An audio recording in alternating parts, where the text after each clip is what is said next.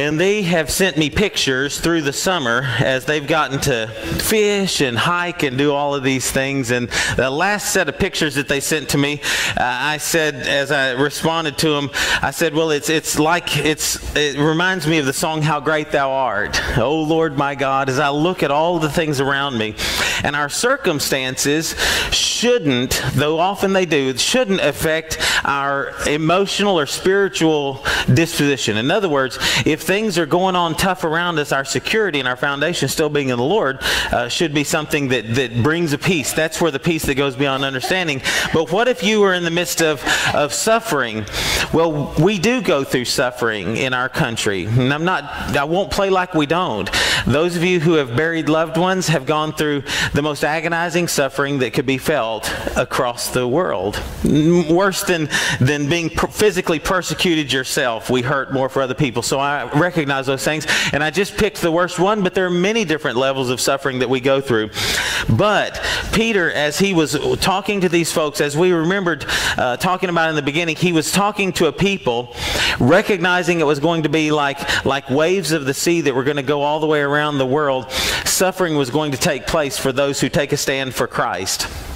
Suffering has taken place, and for these individuals, if you weren't around when we started this book, for these individuals, they were about to go through 10 different emperors, 10 different Caesars or Neros of the different ages, and those 10 different individuals were going to bring great persecution on them. The one that was in power, that was about to bring down the strictest suffering on these individuals, would see them burned at the stake for lighting at night, dipped in candle wax and then lighted on fire while they were still alive in order to light the town. That's how terrible the things were. Well, we don't have to reinvent those things or look at those. We can look at today. So I looked on a website yesterday. The website is called Compass Direct, COMPASSDIRECT. And every day, apparently, because I just found it myself, but apparently every day it is taking a temperature of suffering or persecution. There are many other groups or individuals like this that we have been involved with or received mailings from and been involved with over the years in the past.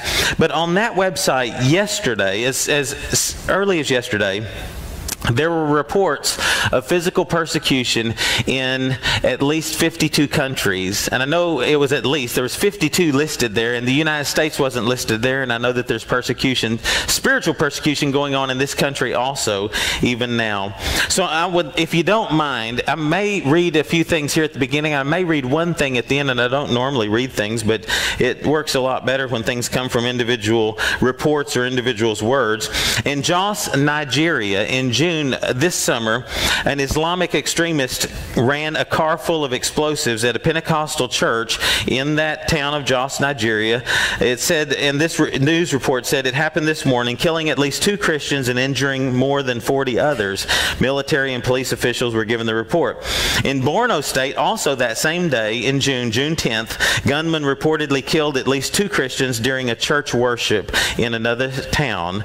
In Boko Haram, Islamic sect reportedly took responsibility for both of the assaults. The attack in Jos on Christ's chosen Church of God was the second suicide bombing of a church in 2 Sundays, and the 3rd church bombing in Jos in 6 months.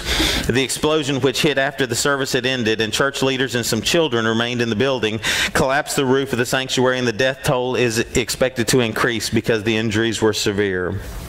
Wow.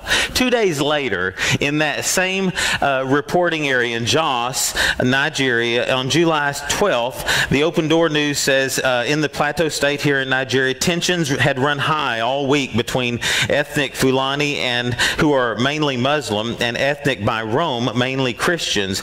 It was only the latest outbreak of anger. A decade-long cycle of aggression and reprisals has ensued. But this time, the anxiety ran high enough that by Saturday, July 7th, this summer, July 7th, just a month and a half ago or 2 months ago, about 50 members of the Church of Christ in Nigeria around the village of Masai had fled their homes, taking refuge in the home of their pastor. And they were all trying to huddle together in the home of their pastor.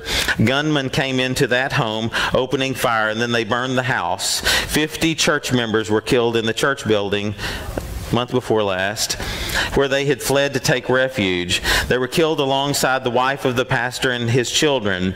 It tells the reverend's name.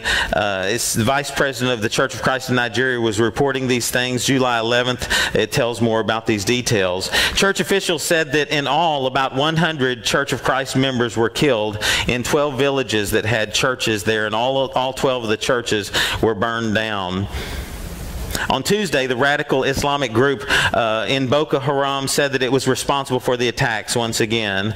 The Church of Christ in Nigeria, more than a century old, in Nigeria has 3.5 million members. Wow. But in the last 10 years, 40 church pastors have been killed. And even against these backdrops of violence, the strength of the Lord is strong. Oh, well, I looked at another country. This will be the last one I'll look at for you. I know you're just getting so excited, Michael. I feel like shooting myself. Is there anything stronger than a butter knife? Pakistani court has ordered that Rimshah, a 14-year-old girl, and I don't know if I'm saying her name correctly, but it's like Rimshah Masi, a 14-year-old girl, has been accused of blasphemy. Now, that's a very serious crime in Pakistan. In fact, there is a lot of people who are distressed about that, because if you are accused of blasphemy against Muhammad, the Prophet Muhammad, then you are put to death. Wow. 14-year-old girl. And you'll hear, well, she is on bail. She was let out on bail, which is really unusual. It's rare that bail is granted in Pakistani blasphemy case, partly because the defendant's own safety, because people kill them as soon as they get out. But Ramshi's lawyers pleaded that she was a juvenile, only 14 years old, and so she's expected to join her family in a secret location in order to protect them. She lives in a sector of Islamabad where many poor Christian families live, but they have Christ, but they really don't have a lot more. It was reported to police on August 16th. August 16th, just this past month, was when this girl was accused of these things. It was a neighboring Muslims who accused her of carrying burnt pages of the Quran in verses in her backpack. Her defense has argued that she's too young to face blasphemy charges as an adult, and she's mentally handicapped, and so she doesn't understand what blasphemy even is.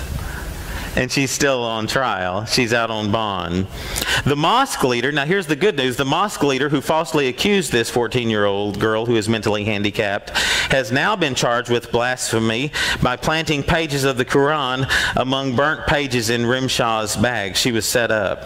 A minister named Paul Bhatti is closely concerned with the girl's security because his brother, who was the minister of minorities taking care of helping to oversee Christians, was shot to death March 2011, last year, for challenging the blasphemy laws. The prosecution lawyer hinted strongly that there would be violence if the girl was released on bail. This is what the prosecution lawyer of the individual who was over the mosque, he said there will be violence if this girl is released on bail, this mentally handicapped girl.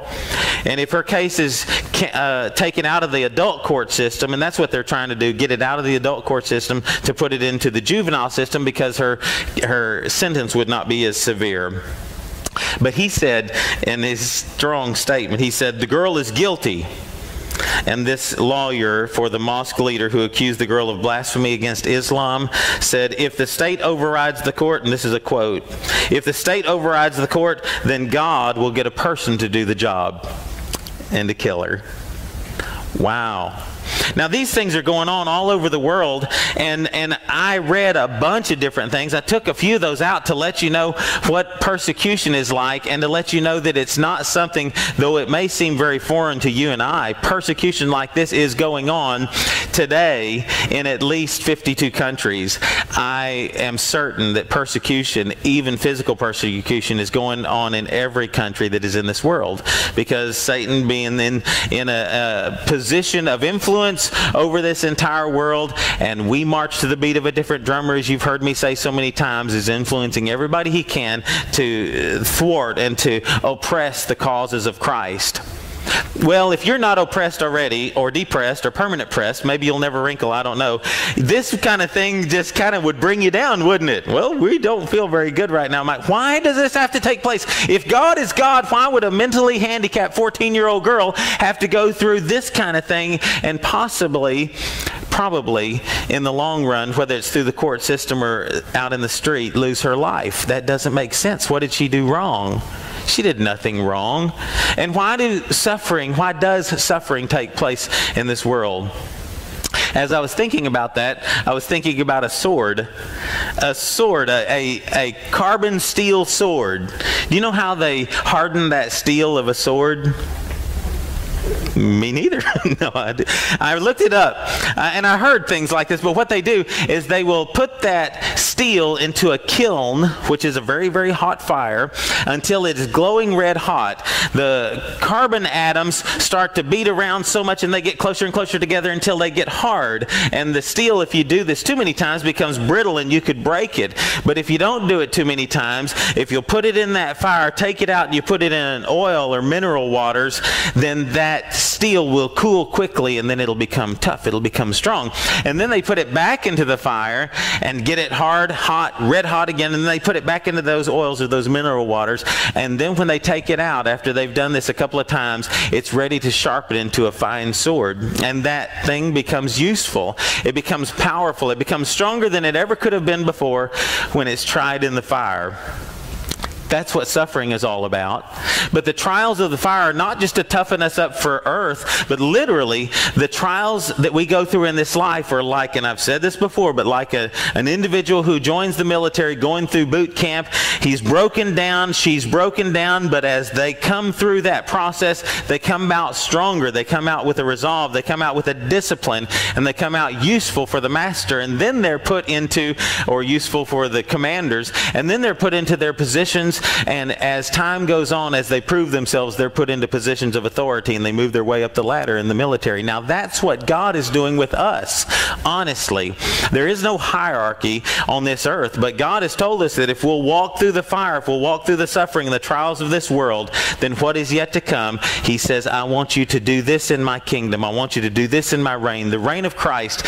To endure with Christ is to reign with Him, 2 Timothy 2:12 tells us. And with that in mind, He says, I want to see how strong you are. I want to see how resilient you are, and how when you've come through the fire, if you'll allow me to wash the oil of ministering healing over you, then you will come out stronger from those things and useful to the master.